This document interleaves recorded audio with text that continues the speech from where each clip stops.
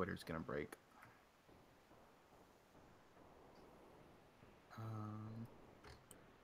Go to Twitch. Android Police is live. Oh, it looks like something is happening on Twitter. So that that's a thing. Not the bees. Oh yeah, I haven't looked. Hold on, let me open Twitter. Check that out. How about that? It appears to work. Cool. That's pretty neat. I can't customize the title though. I don't think. That's okay. But it'll save that video, right? Like people will be able to find that in the Twitter feed. Yeah, it should. I think they delete it after like a year or something like that. Okay, that's I'm sure. Yeah. So wouldn't it be cool if we still have people listening to episodes after a year? It's a very ephemeral show. I don't think there's a lot of value that far down the line. Yeah, probably not. All right. Wow, we're on Twitter. Do we want to disable the chat on Twitter so people go to the Twitch to talk? Yes. My vote, that's yes. the thing you can do without breaking it. Yeah, I can. It's weird because I have to do it after we go live. It's a little lame, but it works. We still get them all in one place. Let me log in. You guys can talk over the dock while I'm doing this if you want. There wasn't a whole lot of interesting stuff. Yeah, it has not been a busy week. We can talk about the 6.1 a little bit. I have it. I think Jordan and I agree on everything. I edited the review, so Okay. I think we should be good on that. And you got a key 10 or key 2 too, right? I do. Oh, did we not talk about that? Oh no, I guess that was you had yours. Like we went over it briefly, but you hadn't done the full review yet. Yeah. I have a key 2 as well. So I just tried to log into Periscope to get to the producer screen, and it just gives me a login error. So I guess Periscope's broke. No? Okay, it just worked. For the edification of our readers, or listeners, viewers, whatever you are, we apologize for Corbin's mic. He's on a different piece of hardware today, and we do everything live because that's how we roll. Yeah, no take-backs. Okay. And David is going to be late, so we're going to start without him here in just a moment. Fashionably late. Yeah, something like that. I don't know if he's being fashionable, but you had to go get a burrito first. You're lucky I wasn't eating my Euro on air. I have no idea how to disable chat. I mean, it's not like the end of the world. We can just like note as we start here that like we're streaming it on Twitter and like but you can't don't chat to us on it. That will hopefully inform people of what's going on. I have super secret inside news. There are how many? There are already like 50 viewers on the on the Twitter. Yeah. Oh my god. Should have done this 2 months ago. Oops. I haven't looked at how many people are watching on Twitch. There's too many tabs to keep open. Okay, so are we all set? Yeah. Okay, I'll do the intro and then we'll go. And whenever David shows up, we will acknowledge his presence. Oh, Ryan, can you cut to me after the introduction so I can explain what we're doing with the Twitter thing? Yes. You might have difficulty explaining things at your current microphone volume level. Is it really? Put your face really close to the microphone. Yeah. After we do the intros, Corbin can talk about his words. Okay. All right. Are we ready? Welcome to the Android Police Podcast. I'm your host, Ryan Whitwam. I'm Cody Toombs. I'm Corbin Davenport. And I'm Ryan Hager. And I'm Steven Schenk. We got it. I'm not at the end anymore, so it threw me off. And we may have David joining us here in a little bit. He's running late, so he'll probably pop in. And now Corbin has a public service announcement. Yes. So we are still trying new things with the podcast because we want more people to watch it. So this week we're trying to stream on Twitter for the first time. And that's really cool because if you follow us on Twitter, you can just open it straight from the app and watch it. But we're not actively watching the chat because we don't want to have 4 different chat windows open. So if you want to talk with most of the people that are watching, because most of the talking seems to happen on the Twitch. So if you want to let your comments be seen by us, you have to go to Twitch. Yes. And that is all. Okay. And now that that is complete, we will get into complaining about phones, starting, I guess, with the Nokia 6.1. Although there's not actually a lot to complain about. Jordan actually wrote this review. He's not on this week to talk about the phone, but I also have the phone, so we can talk about it a little bit because I think it is actually a pretty important device. So this, in a lot of markets, this is called the Nokia 6 2018, but it is the 6.1 in North America for whatever reason. I have it right here. So if you're watching the video, you can see it is it's a black aluminum phone with like these very cool copper accents. That's pretty. I am a big fan of how this phone looks. It is a very handsome phone. I mean, it's a little blocky, like there's the back panel curves like a little bit, but yeah, I mean, I'm totally fine with it too because it's not too big. It's a 5.5-inch screen. The only bad thing I have to say about that is that it's 16:9 instead of 18:9. And I think like the taller screens make a lot of sense to me. I like that more. It fills the space better. So it feels a little bit wider than some other modern phones. But like the panel is good quality. I mean, the build quality is really nice. It has a fingerprint sensor on the back, which is reasonably fast. It's an Android One phone, like all of Nokia's phones, except for like the handful that are going to be Go. But so it runs Oreo and it'll get updates for 2 years. And I mean, it's pretty well optimized. It's a fast phone. There's no junk software on it. It's really hard to find anything to complain about. I guess the camera's, it's okay. The camera's, fine. It's a $270 phone, so it's not like, it's not even as good as like the OnePlus 6 or anything like that. But I mean, for what you're paying, I think the camera's fine. The only issue I can foresee for a lot of people is that it doesn't have any CDMA supports, so it doesn't work on Verizon or Sprint. But Sprint, like, who cares? It's mainly just it doesn't work on Verizon. That's a problem. Still the largest carrier in the U.S. So it's only GSM carriers. But I mean, if you need a cheap unlocked phone on AT&T or T-Mobile, you should probably get the Nokia 6.1. I mean, I like it more than I like the Moto G6. Even though the G6 does have a few niceties, like the 18:9 screen, I mean, I guess some people like the way glass phones look and feel. I don't, but if you consider that an advantage, that's something the G6 has.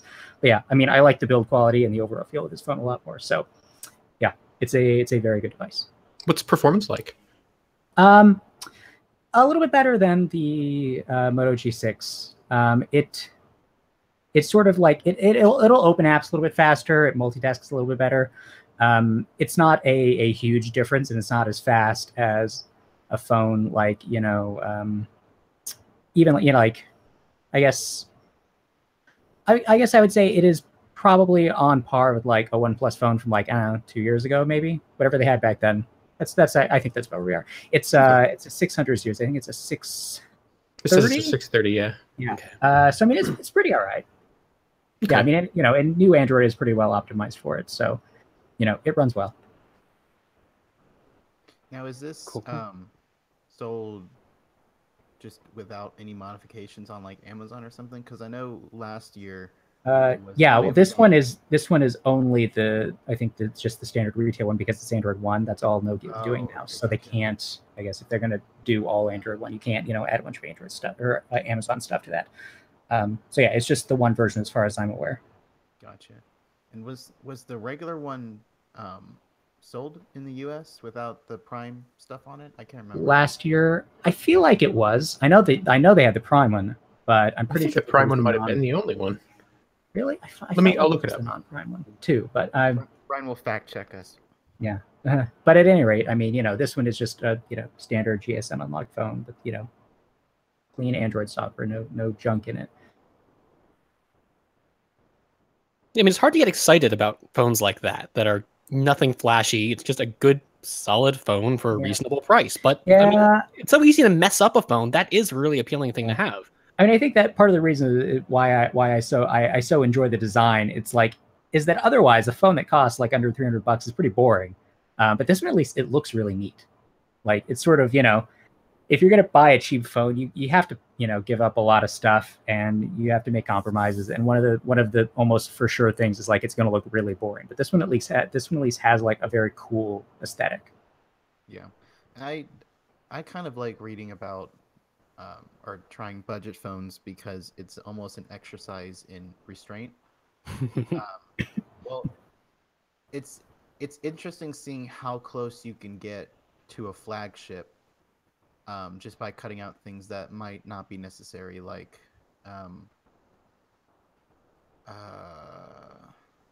see, I can't even think of anything that like an S8 has that this doesn't, like anything major besides software features.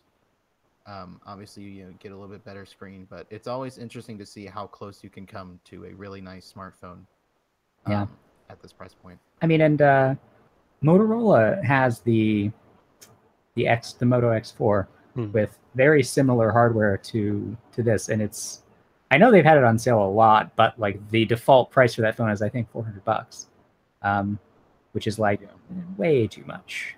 That's probably why they're not making a second one. Yeah, probably. That's $300. So yeah, I just looked it up. It was for sale on at Amazon, Best Buy, B&H, a couple different places. So it wasn't just an Amazon exclusive, but there was the Amazon Prime subsidized. But I mean, the first gen Nokia 6 came to North America, I think, pretty substantially after the international launch. So it wasn't as big of a deal. It was like May or something, and it came out in China or whatever in November or December of the last year. This time we're just like, I think we're just like a month or two behind. But yeah, I mean, I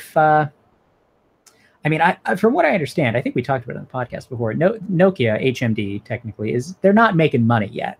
Like they've just started like building these Nokia phones like a year ago, and their first full year, I think they lost a substantial sum of money.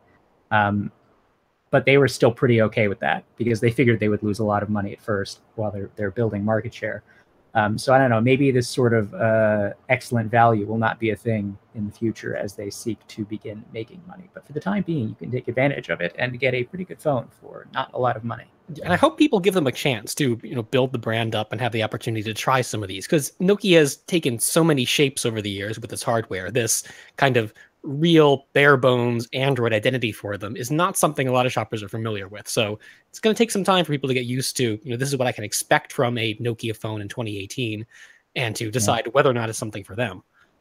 Yeah, but doing the Android One commitment, I think, was a very smart thing for Nokia to do, because Nokia / HMD, whatever, because they don't have the expertise to develop important software things that will set them apart. I mean, they can't like say, hey, look, we have all these cool features like Samsung or whoever that they sell on their phones. So it was always going to be a pretty bare bones experience. But at least this way, they can say, look, you're going to get monthly security updates, and you'll actually run a new version of Android like pretty close to when it comes out. That's a software feature that people actually care about. So. Okay, well, if we don't have anything else relevant to say about the Nokia 6.1, we will talk about a much weirder phone. the BlackBerry Key2. Our review of it. Yes, there it is. Anything bad about it, the BlackBerry fans will come out and yell at us. They're watching now. Yeah, well, they weren't reading the review, apparently. We posted that on Wednesday. I don't know how many of you noticed. That was the thing that happened. Almost no one saw it. That's okay. This really is a phone for a really particular type of user. It doesn't have that sort of, mass market appeal that even something like the Nokia is going to have. And I think if you are interested in this phone, you already know about it and have been looking forward to since last year's Key 1 release. And it's a phone that doesn't really tread that too far away from what it was with the Key 1. The design is almost identical, same screen size, resolution. Another mid-range processor. We upgraded to a 660 this year, but still in the same performance class. Big bump in RAM, up to 6 gigs now, which I don't think you need, and it doesn't really do that much to improve the multitasking experience, but it's there. Other big upgrades, we have a dual camera this year, but really I think that the best part about this phone is the design. The keyboard is so much nicer to use than the Key 1. just by having this matte finish on the keys. They're a little bit higher. They're easier to feel. And I'm someone who was a long holdout with hardware keyboard. My first Android was the original Motorola Droid. But when I finally moved to gesture input on-screen keys, I completely bought into it. So moving back to this is weird, and it takes some getting used to. But once you sort of get a feel for the layout, you can produce text really, really quickly on this with reasonable accuracy. If you're using a lot of symbols, it's a lot easier than constantly tabbing back and forth in your on-screen keyboard trying to actuate those. You just hold down a little Alt key here and press the alternate function for any of the keys. And they have this new speed key this year. So all these keys can be a shortcut to, well, it can be 2 shortcuts to launch an app. It can be a short press or a long press. I don't think you have enough apps on your phone that you can assign one to every key here. But if you wanted to, the option's there. Oh, Artem definitely does. He very well might. That convenience key on the side is back for another quick launch. I'm not as happy with the implementation of this. It's not as flexible as the speed keys are. But, all in all, it's a pretty decent phone, especially if you remember hardware keyboards from back in the day and you were wishing for their return. It's appealing, but it's still not a great phone. It's a good phone in a lot of ways. It has a pretty okay camera that if it's very bright out, fine, pictures are going to look great. You have the flexibility of that wide angle and telephoto lens, but a lot of phones do that these days, even affordable phones. So just being good really isn't good enough to have us excited about it. And the low light performance is not great. The front facer is okay at best. Really, you're only going to buy this phone, I think, if you just can't type without that hardware keyboard. And it's so expensive this year. They raised last year was already too expensive at $550, going up to $650 now. You're really comparing it against much, much better phones. You get a lot more from your money with them. And I know that BlackBerry TCL is not going to drop this thing down to $450 price range or anything like that, because they want it to seem like a premium phone. If they make it cheap, they're going to lose the customers who want to feel like they have a really, BlackBerry has this certain prestige to it, even with, as far as the company's fallen from its, heyday. And it's never going to sell a really cheap phone that does everything that its users want it to do. So if you're like this guy who loves the hardware keyboard, yes, go ahead, pick this up. You will not be upset. The software on it is decent. It doesn't add a lot of value for me, but it works reasonably well. If you're into BlackBerry Messenger, the hub, all the familiar stuff is there. It's such a weird non-mainstream phone with a price that's not going to attract people who are from the mainstream. It's just, if you don't already want this phone when it was announced, there's nothing that BlackBerry could do to make this appealing to you. God, Steven, I just agree so much. Yeah. Having been here the whole time and really listened to all of the reasoning, I think that I think some that comments. Point's very well supported. I just want to point out that Scuttlefield in the chat said "BlackBerry a phone," which I think should have been the title of the review. Can we actually go back and change that? That's good. Yeah. On the next one. Yeah, I feel like TCL probably made a calculation and realized that anybody who would have bought this phone at $550 is still going to buy it at $650. Yeah, they're not wrong. It's not even worth it at $550 though. People, but there are people who just really want the hardware keyboard and they'll pay whatever it costs to get it, as long as it's not $1,000. And they won't be disappointed if they liked the Key 1. They're going to like this even more. My only issues were with the space bar feels a little loose on mine. But it felt a little loose on the Key 1 too. And if you were familiar with that, you're not going to be turned off by this. Yeah, I don't know. I feel like it's kind of like, if you like Coors, you're gonna love Coors Banquet. It's but a lot of people good. like that. I know it doesn't have to be good, but if that really appealed to what you're looking for in a phone, this one's going to hit all the same buttons. It's a $300 phone though. You look at the specs, and it's barely a $300 phone. Well, I think on the specification basis, it is probably, I would say, a $400 phone. But I think TCL and BlackBerry are pricing against what they believe the sales are going to be, which is not a viable strategy long term. They're just going to keep having to raise the price, and eventually the model's going to fall apart. I don't think that nostalgia for BlackBerry is going to last. Yeah, I mean the thing is, when I used the phone for a while, and at first when I started, I was like, oh, there's all this neat BlackBerry stuff to play with, and then I went through it. I'm like, I actually don't want any of this. Yeah. It's not. I mean, I can see maybe if you had been using a BlackBerry for a long time and you really value certain experiences, that might be of value to you. But it's not. I mean, it's just I'm just going to disable all of it, or I'm not going to use it. Like BBM. Like if BlackBerry had gotten its stuff together and launched BBM on Android many years before they tried to. Yeah, it just emerged long ago as like the cross-platform messaging solution. Yeah, they had that. There was a period of time where that could have happened, but they dragged their feet and they missed their opportunity. So that's like, who cares? Hub, I find just very confusing. I don't want all of my different messaging stuff to be in this one place. I feel like but that's at the same less time, efficient. The phone's not forcing you to use any of this, and you can ignore a whole lot of BlackBerry no, and that's fine. If you want to just not use it, it's cool. But then why are you buying this phone? Because you want the keyboard. Mm-hmm. The privacy shade thing is kind of neat. Like, I don't know if I would. I might do that so much. Really? I feel like that's kind of clever. So this, if you're not familiar with it, it basically blacks out a lot of the screen, and you have a tiny little window you can kind of drag around, change the shape of. So only you can peek at, the very confidential lines of the email you're reading, and no one can sort of shoulder surf by. I can't see anyone who would use this on a regular basis, and I find it kind of awkward to switch in and out of people. They're really very important. More important than they are. I think honestly, BlackBerry. I think their real hope is that they will be able to claw back the market share they lost. As somebody who went to law school, let me tell you, lawyers hung on to their BlackBerries as long as humanly possible. They loved them. Now, that's not to say lawyers are a particularly technically savvy group of people or representative of market trends. Mm-hmm. But BlackBerry had a pretty good racket with a few demographics, government agencies included. I have to feel like TCL's long play here is really the hope. Well, if we play up security, if we really drive that narrative home, and we market to the audience where our phones were popular before, maybe we can get some of these contracts back. Maybe we can get some of these buy agreements we had before. We're also, they can pretend to be a North American company, even though they aren't.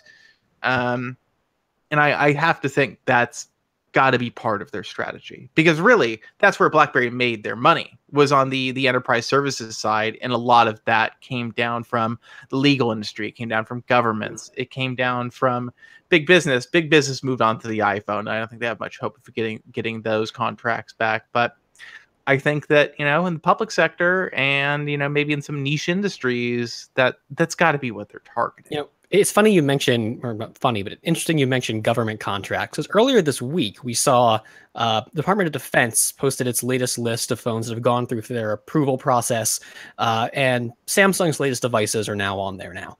And I pulled up the entire list, looking back a few years, and it's not too surprising. You have every year Samsung submits all their flagships. Apple has all iPhones that can run current iOS software on there. And then you look way back, LG was participating. The G5 is certified for DoD. Oh, yes, I remember that. Then they kind of gave up and never tried anymore. But if you're not Samsung or Apple, BlackBerry is just not trying anymore at this. Yeah, I think it's a really tough sell for them, honestly. Without the carrier agreements, I don't see this phone going anywhere. And BlackBerry has the best recognition in the North American market. And this phone doesn't even have CDMA as an option like last year's. Yeah, there was. I think you could get Sprint last year. You could buy a CDMA version of the phone. Yeah, I think it worked on Verizon and Sprint. Didn't want to pay those Qualcomm royalties, I guess. Yeah, so this time it's just GSM. Yeah, it's a bummer. I mean, this phone harkens back to a time when, like, if you wanted to produce any kind of substantial amount of text on a phone, you basically needed a BlackBerry. That was the only viable way to do it. That is very much no longer the case. Software keyboards, while they have their own issues, have gotten pretty good at this point. I don't think that I'm any faster on the hardware keyboard on the Key2 than I am on any touchscreen phone. Better for non-dictionary words. If there's something weird I'm typing in that can't be guessed by a software keyboard, then this is superior. That's certainly possible. I kind of my analogy to this is, and it's not a good analogy necessarily in a lot of ways, but the analogy to me is the manual transmission versus the automatic. And I think it is true. I think that for a very small subset of people where the nostalgia factor comes in and where just I'm used to it. I like it this way. Sure, I can see maybe that group of people wanting this, but the industry trend has clearly just totally gone the other direction. And actually, it's even more extreme because manual transmission cars are very, very common in certain parts of the world to this day. But if we're just talking about the American market, and that's cheaper to do. This is clearly much more expensive. Right? It's not. So it's not a good analogy. I'm just saying, like, even if it worked in this deeply romantic way that a manual transmission kind of is viewed by automotive enthusiasts, which it doesn't, it still would just be a tiny slice of the market. Mm-hmm. I don't see the appeal, and honestly, the loss of screen space, especially given they will not switch to virtual keys, which boggles my mind. Like, I don't understand. And they actively get in the way here. So on my unit, when I turn it on, the default setting is that anytime you're in a text field, the software keyboard pops up on the screen above the physical keyboard. Was that the default setting on yours too, Stephen? No, not on mine. Okay. And I actually kind of like the ways and hopefully they pushed a patch, because I could not even fathom why that would be the default when I turned the phone on. It was like you had no screen left at that point. And I'm like, why would I need two keyboards? No, I like the way they did the software. The more don't you have four hands, Ryan? Jesus. No, the more it's like that guy from the Matrix where he has like the 5 keyboards and the 6 screens. That's what you need. Gattaca, the piano player with the extra fingers. Yeah, exactly. Yeah. I did like how you can double tap on the keyboard surface again is a capacitive sensor for kind of weird gesture inputs. You're not going to, well, I guess you could maybe swipe on it for typing, but mainly use it to go around windows to scroll web pages, stuff like that. And this was the problem with the capacitive keys. Every time I'm scrolling up, I keep hitting the home button or something. Or you can swipe up to hit word suggestions. But I just loved how you can double tap on the keyboard to just bring up cursor controls, which is something I always want in Android. So I don't have to try to touch my finger perfectly between 2 letters to move the cursor. I get arrows. I wish they were hardware keys for arrows, but I'll take software in a minute. Yeah, I just think, I don't know, this whole phone to me, it's a thought experiment come to life. And the thought experiment it dead ends. I don't see a way for them to advance this in a fashion where the phone will become more appealing. That actually is probably my biggest beef. I'm a little shocked they made the Key2 at all. Yeah, me too. I mean, I think what happened is they saw the viral response to the Key1, and we're like, guys, we can't not make a Key2. Look at all the blogs. The blogs are blogging. they're blogging out of their minds. The guys at BlackBerry are insane over this. Well, yeah, if you pay anybody, probably be insane over anything. Let's not get into this. Yeah. I think. Well, you know what? Honestly, I'm totally okay making fun of that. Don't get me wrong. We are friends with people at Mobile Nations, and we love a lot of the work they do. I still think that whole thing was, let's say, interesting. But I just think for BlackBerry as a brand, this was kind of a one-shot deal. And I think with the Key1, they executed well enough that people couldn't openly mock them. The Key2 is such a mild improvement on the concept that I just think nobody cares. And that's kind of the sense I'm getting. It's not that people hate it. It's that nobody's paying attention. Yeah, I wish that I knew how many units they'd actually sold. I'm very curious. Well, they sold a total of something like 600,000 phones last year. That includes the full touch D-Tex. Yeah, no, I want to know. I just want to know, how many of these keyboard phones are they selling? Is this actually 7 something that they think? Yeah, I know. Is this something they actually think they're gonna push in any substantial numbers? Well, I think it brings up an interesting question, and that to me is whether or not the idea of a lifestyle smartphone is viable as a business. And that's really what this is. It's a lifestyle smartphone. It doesn't play to a particular need or utility. That's bogus. But it does play to certain people's ideas of what is business, what is productive, what is more serious, what is more secure, even though none of those things are probably true about this phone. It's not more productive. It's not more secure. Yeah, what were the updates for the first one like? Wasn't there an issue with like only a year and only Oreo took a year? Yeah. It got pretty regular security updates, but it did. It got monthly security patches, which are important, and I think they honestly, if they didn't have that, they'd be the laughing stock. They had to have that just for the baseline. But I think it's an interesting question to pose, like Nokia with the next gen banana phone. Like, do people want this? Are there enough people to support this as a business? I think the boutique phone business, as smartphone penetration increases and as components become cheaper for relative performance versus a certain X years ago, where you can get a phone that works just as well as the most expensive one you could buy 3 years ago for maybe a couple $100 less.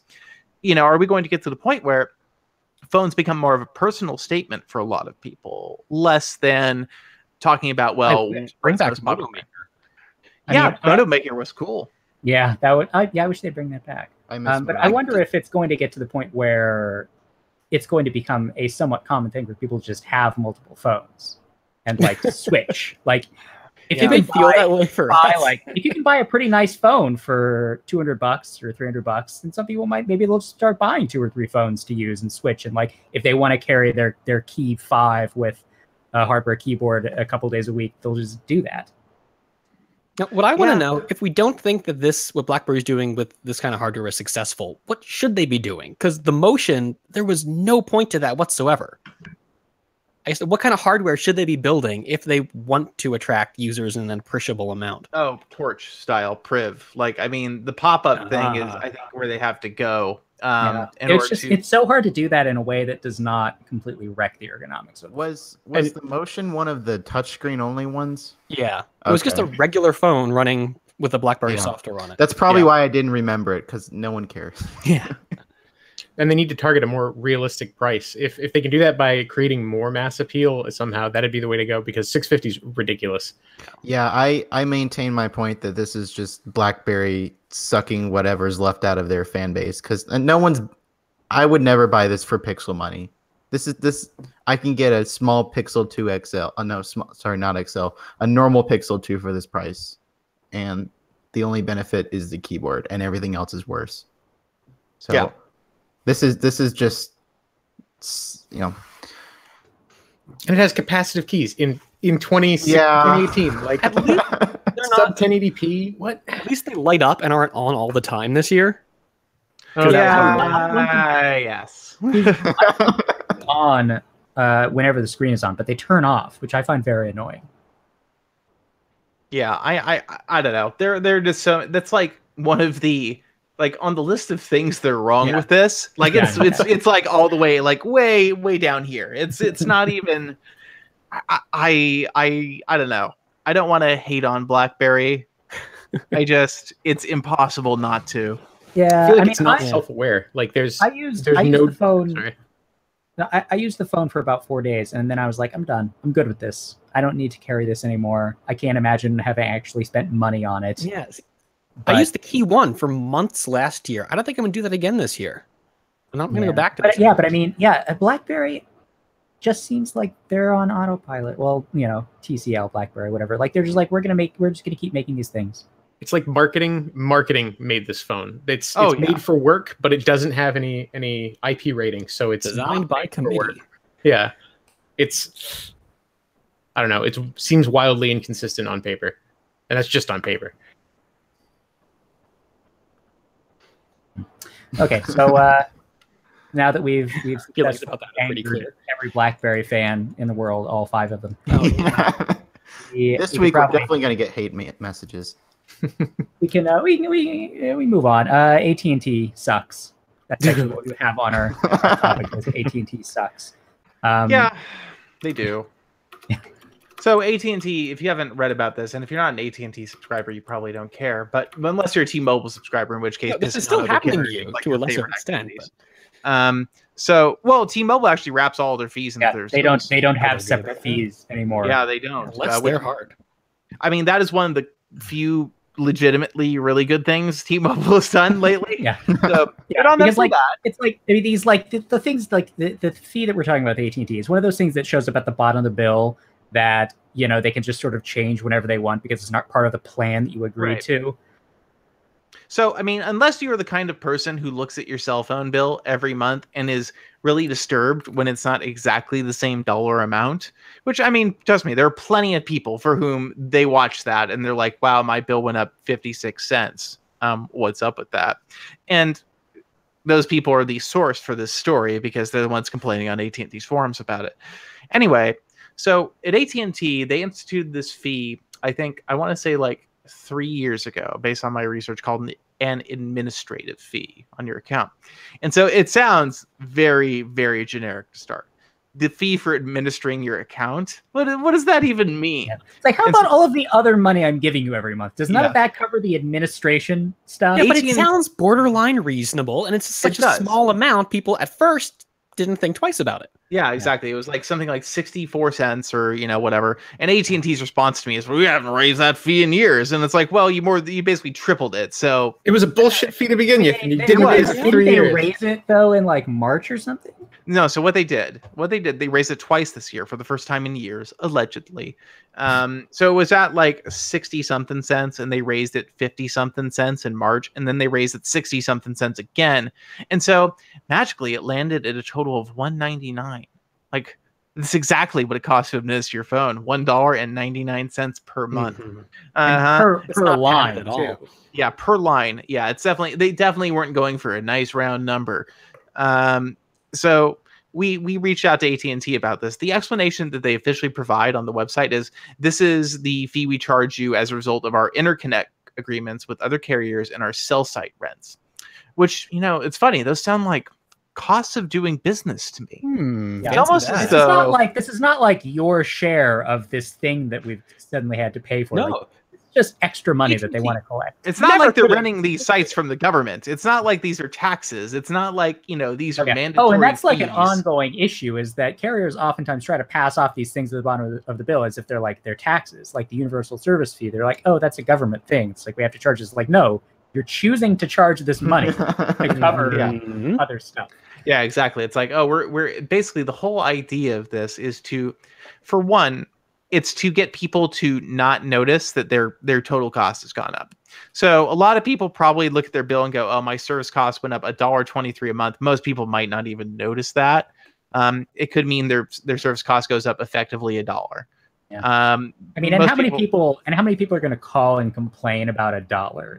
Some people. Some people will.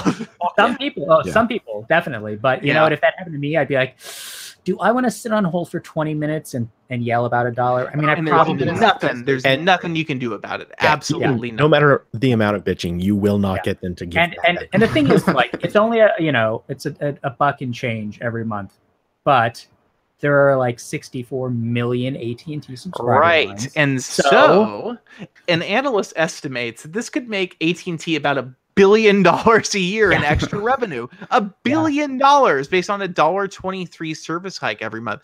And so what's totally bogus about this is AT&T is basically saying, oh, you're paying for the cost of doing business. And it's like, no, that's what your service fee is about.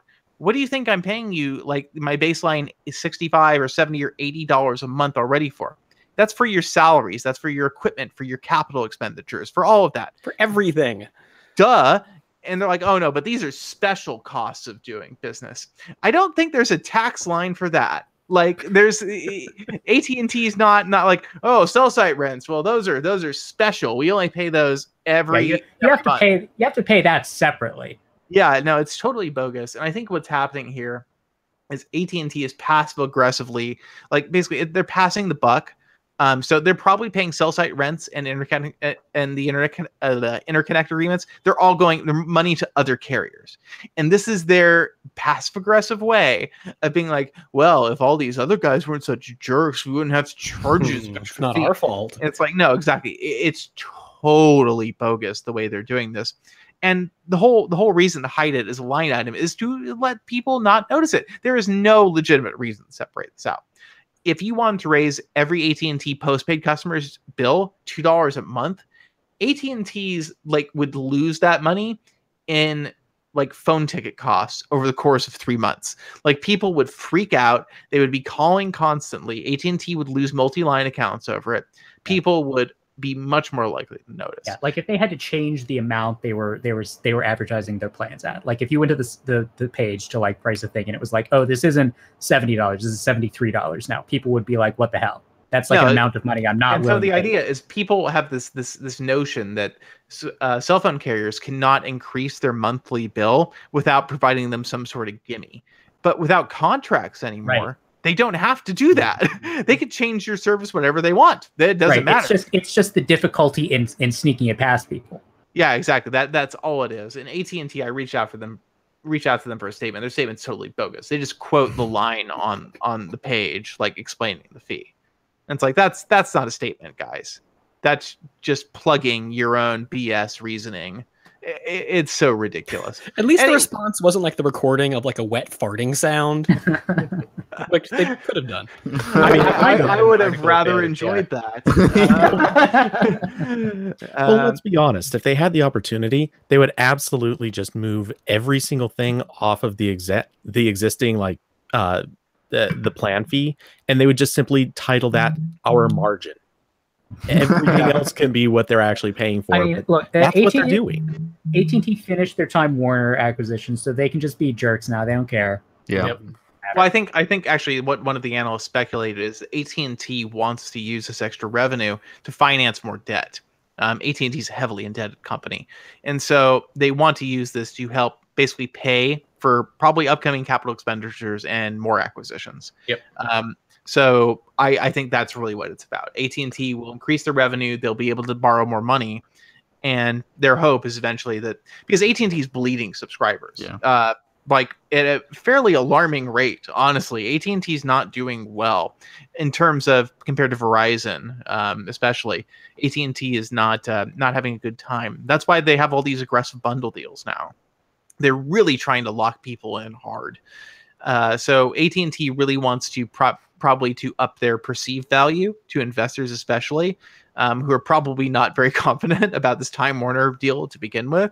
So I think there's a lot of strategic maneuvering going on here, and to say these fees aren't related to that, like it's so bogus. Of course they are. Of course AT&T wants to up their visible revenue stream. It's a hugely important metric for them. And if this is what lets them do it, basically with probably a minimum of backlash. I mean, our post did pretty good numbers about this, and we were one of the first, outlets to cover it. But I feel like a week from now, nobody's going to be talking about this. Yeah, AT&T is not. They're not going to lose 1 million subscribers over. They're going to get away with it. They are pretty much, yeah. Yeah. So yeah, it's bogus. And honestly, if you are an AT&T subscriber, maybe you should call them and complain about it. I feel like if this really went critical mass, they might roll it back. I can't wait for the power shift when the duplex powered assistant is good enough. You can say, get on phone with AT&T. Do not get off until they revert this charge. What do you think? Hi, I'm the Google Assistant. I'm here to mess with you. Like, what do you think would happen? I will not stop calling. Like, would companies just have policies where customer service reps could hang up if they got a Google Assistant call? I feel like that would happen. I wouldn't be surprised. Of course. So suddenly, I'm thinking about how effective that would be with when people tell you call your congressperson. Oh my God! That end of discussion. That they will shut down their phone lines. They'll just stop accepting calls. Yeah. Yeah, we've got 8 lines of the Google Assistant calling Mr. Congressman. So speaking of things that are tone deaf, the Xperia XC2 Premium pricing has been announced for the United States, and boy, it is pretty expensive. $1,000. Yeah, it's $1,000 phone. And we always we joke oh, the Note 8 is like $1,000, but it was around almost $1,000. This is literally $999.99. And there is no carrier subsidizing because they can't get this on anyone. Not even Sprint wants this. Yeah, and it has a 4K screen for the reasons. I'm not sure. And it weighs 236 grams. That's crazy. What? Oh, that's fat. That must be the panel. That's got to be the panel. Yeah, it's I can't imagine using this. And oh, come on, no, Cupid spot on the back. This looks like it's going to be really unpleasant to use. Oh no, I want to review this so hard. Like I really want to try this phone out. No, it's really heavy because it doubles as a battering ram. So really, when you think about it, the $1,000 is a good value. You can knock someone out. You can break your way into a bank to finance it. Yeah. I really understand. I really don't understand what Sony's phone designers are thinking. Like are they so inside their Japan bubble that they just, is that really just what's still going on? Japan bubble's a thing, man. How much was the last premium? I think like $900. Yeah. It was a lot. Crazy. Well, part of the problem with Sony pricing has to do with how strong the yen is. Exports are expensive for them. True. So they're at a huge disadvantage. They can't sell it at a really competitive cost because they could. I mean, it's Sony. They could manufacture it someplace else. It's not like they're a startup. Yeah, I don't know if they're made in Japan, but I mean, Sony's display business is in Japan. So, and I assume this is a Sony panel. So one would have to assume. I don't know who else is going to make them a 5.8-inch 4K screen. I wonder what the Japanese pricing looks like relative to. Oh, that's really curious. I wonder if that's available. Because that would be an eliminating comparison. Premium Japanese yen. So I also wonder if maybe they might be pricing to some extent just to fill contracts and stuff like that.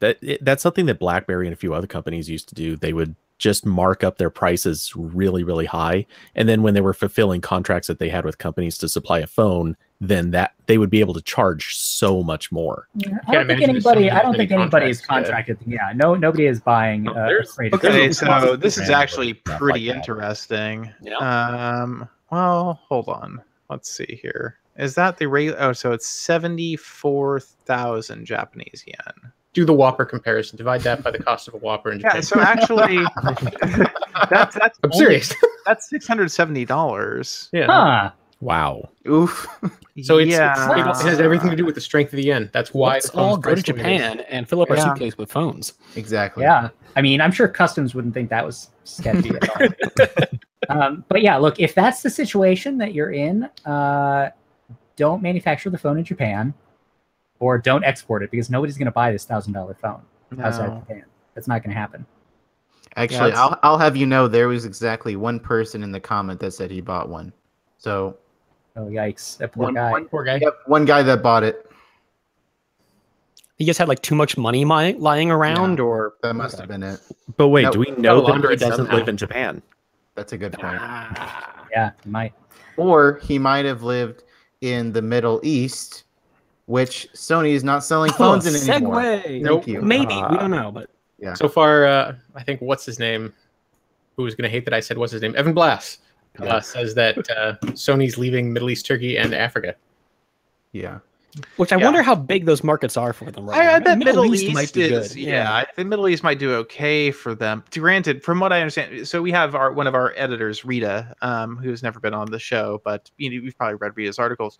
From my understanding, Samsung and LG really and Nokia now just dominate the Middle Eastern market. Like there's not a lot of room for everybody else anymore. Xiaomi too, I think is making some inroads, but not probably many. So I really don't know what Sony's position is there. In Turkey and Africa, I'm guessing their position is basically they sell phones here. Yeah. I'm sure the localization efforts that are required to enter those markets exceed whatever money they'd make selling them. Oh, certainly. Yeah, that's a really good point. And the other thing is that in these markets, it's always the budget phones that dominate. And I don't think Sony's budget phones have been good for a long time. Oh, no. And they're way overpriced. They're all MediaTek junk. Yeah, I know they're overpriced. Well, yeah, for a while, all their budget phones were MediaTek. And then like this year, they finally made one with like a Snapdragon 420 or whatever.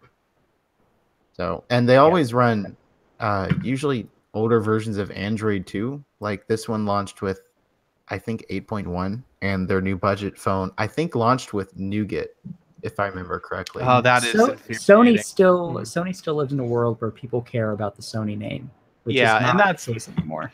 And we might if they just had better integration between all their different platforms. Like if you got really tied into PlayStation content with your Xperia phone. Where's my Xperia Play 2? Oh yeah, with That's some what they need to make physical that. thumb pads this time. I'd buy it. Yeah. Yeah, you know, I think if TCL can keep making BlackBerries with keyboards, then Sony should be making some phones with gamepads. Let's do it. I really think so. I think a PSP with Android that is a phone. Like, come on, guys. Like, it's not the worst idea. So you want an N-Gage is what you're asking for. Taco. Honestly though, right? Just think about it. Like the properties they can leverage.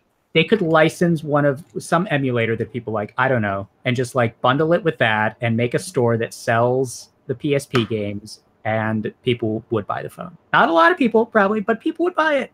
I mean, honestly, I think they could make a pretty good niche market out of it. So, this kind of goes back to the so I was at a ASUS event earlier this week, and I got to play with the ROG phone, which is dumb. It's a dumb idea. Don't get me wrong. Like, it's stupid. But I think that there's enough hype around the idea of a gaming phone. Sony is one of the few companies that could execute on that in a meaningful way. I think Sony has so much IP. They have such great relationships with publishers, and the PSP proves they understand what translates to a good mobile gaming experience. Now, the PSP had a lot of problems, certainly, but people who love the PSP love it. Like, I think that it really, really showed what you could do with a mobile gaming platform. Granted, Nintendo ate their lunch, but I think you can't beat Pokemon. Yeah, I think if you could integrate that into a form factor where it is a phone, and maybe that means detachable controllers, maybe it doesn't, maybe it means I don't know. I just think you don't have to worry about performance. I mean, the latest Snapdragon chips, 3D capabilities are so much more than you even need in a mobile gaming device, and you can spin them up so fast now. The PSP probably took years for Sony to plan. A phone, comparatively, probably will take about a year, and I think there really is a really good opportunity there for them. I think Sony probably, like Nintendo, is afraid of, trying to over monetize the back catalog to the extent that it hurts probably their flagship console. I think there's a lot of fear around that, and I really don't understand it. But Nintendo and Sony both have shown just such reluctance to really embrace the idea of, just getting deep into their catalogs and utilizing the IP that's available to them. Well, the catalog isn't necessarily immediately accessible. A lot of the stuff, the licensing agreements that took place whenever those games were made are only partially still applicable or no longer applicable. So they might not have the rights to distribute some of these games. No, that's definitely true. I think renegotiating them probably wouldn't be hard, though. Hey, would you like some money for this game you made 20 years ago? Yeah, and it's not like Sony has a mobile device right now, like a mobile gaming platform that they're going to be cannibalizing. Yeah, but the IP it's not just a matter of it expired and no one cares about it anymore. All these old companies were bought. So alliances that worked before don't work now because someone got bought by Activision who's connected to this other company, and yeah. I think there are definitely some things they won't be able to publish. Sure. But I just do think that, somebody is saying on Twitter, I think it's Russell Hawley saying, who wants this ROG phone? And I don't think he's right. But I think that there is a demand. He's saying, all these kids who play Fortnite, who are asking their parents, I want the best phone to play Fortnite on, which is an iPhone, by the way. It's an iPhone.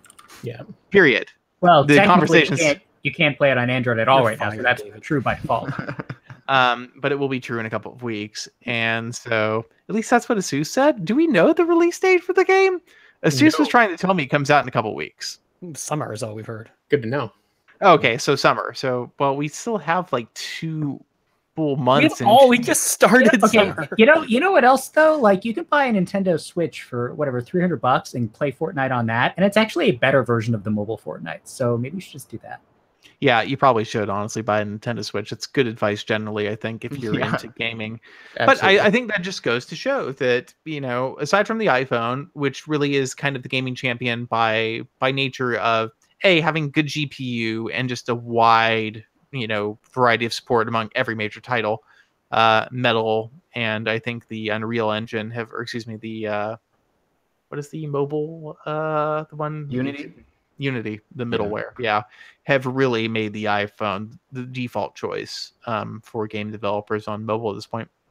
But I think Sony could do something there. And I think that playing to photography and high-res screens it's such a losing battle for them.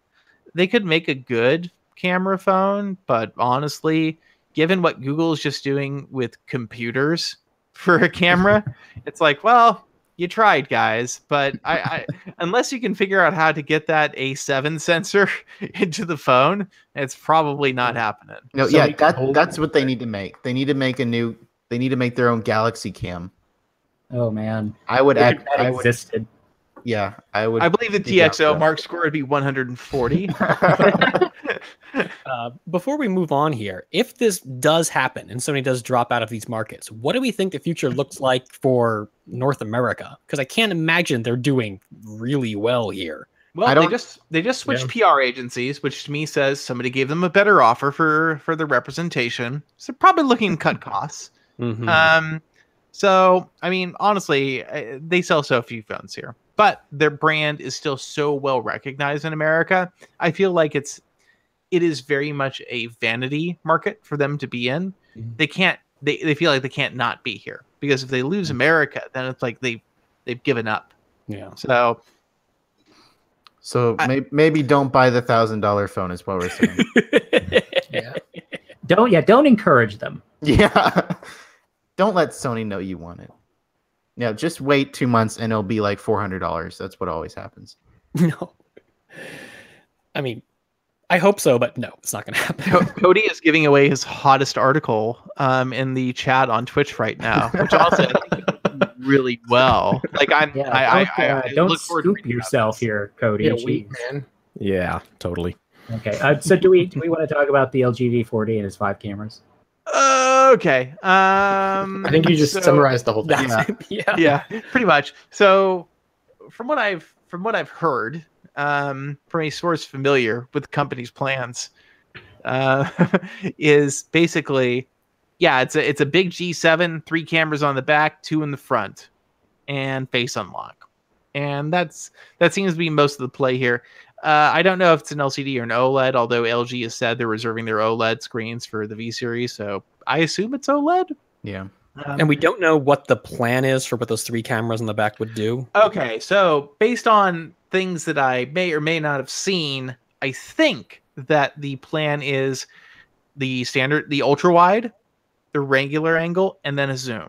I think that's what's going to happen. Good, because if one of them was going to be wasted just to dedicate to parallax for portrait mode, that would have been ridiculous. Yeah, or black and white or something. I honestly, I think that it is going to be probably, maybe a 2x effective zoom, which I want too. The thing that I think is important for LG here is the G7 showed LG is still, they've lost their edge, I think, on camera compared to the competition at this point.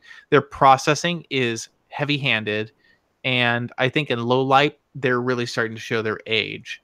It's just not quite there anymore compared to what Samsung and Google are doing, especially Samsung on the low light side. The S9 and S9 Plus take really good low light photos, even if they're not very realistic. The detail they get is impressive. So I hope that LG is going to up their sensor game on the V40, and that we'll see some cool stuff.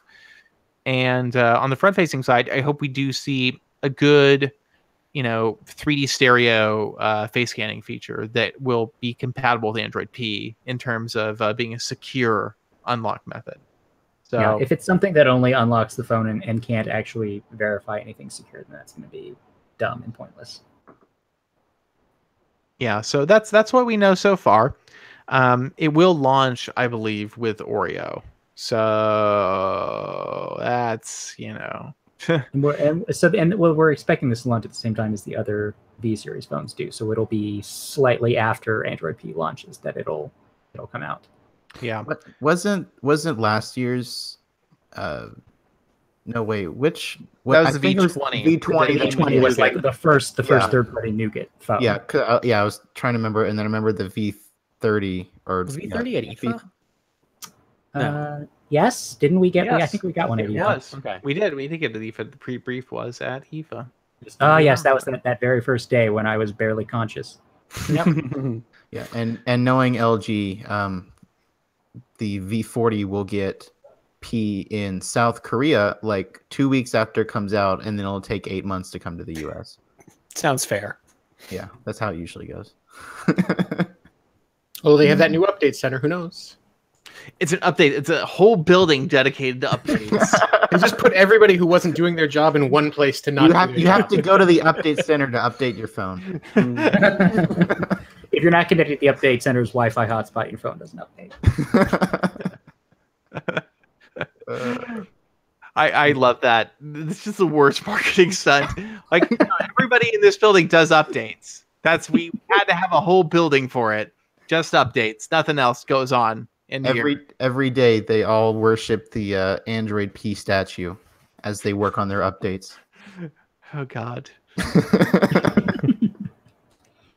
If LG ever takes me to Korea for a phone launch, I'm going to ask to see. Well, that'll be the last. That'll be the last time you go. Can I take a tour of the update building? Not today. That we're busy updating it. Yeah. Come back later. Yeah. The update building is under renovation. Can I visit the Temple of Updates, please? Oh goodness. That's a good thing to end the podcast on, I think. I totally agree. Yes. Well, David, since you're here, do you want to do the outro? Well, I guess I could. I don't know where to find us or where to listen to us, but if you subscribe on an RSS thingy or a podcast app, you can probably find us. Maybe, I assume, if you search Android Police or something like that. We're also on the Twitch thing, which I don't know anything about, but Twitch is a thing, and I understand that youths are using it. You can also find us. That's actually it. I think that's it for the podcast. Read AndroidPolice.com. That was really good. That's I have such a great developed plug. I've been thinking about the whole episode actually. It's polished, I can tell. Yeah, nice. Definitely. I could say AndroidPolice.com/podcast, which I don't believe does anything anymore. don't go there. Nothing happens. That will take you to the update center. Android Police. The Android Police update building. That's the address. Well, I'm not going to tell you guys where Artem's house is, but that is the Android Police Update Center. Anyway, thanks for listening, everybody, and we'll be back presumably next week. Yeah, sounds right. Why not? Yeah, I don't think I will, but whatever. If you guys want to do a thing, I mean, I'm not against it. David will leave us for 2 months again. I can't tell if the podcast is over. Is it over? Oh no, sure. I haven't hit stop streaming. We're still going. Wait, someone has to say goodnight. It's a good outro. Good night, everybody. Oh.